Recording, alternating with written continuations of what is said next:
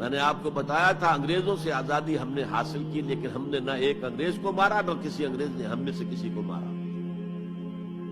لیکن جو آپس کی خونریزی ہوئی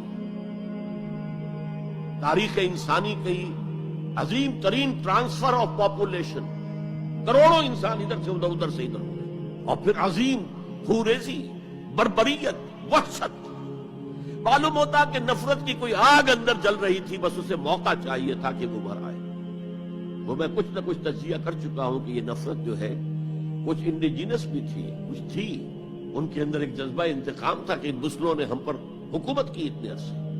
لیکن اس میں بڑا حصہ جو ہے وہ انگریز کی ڈیوائڈ اینڈ رول پالیسی کا تھا، اور وہ جاتے جاتے ایک بون آف کنٹینشن بھی ڈال گیا کہ یہ دونوں اس پر لڑتے رہے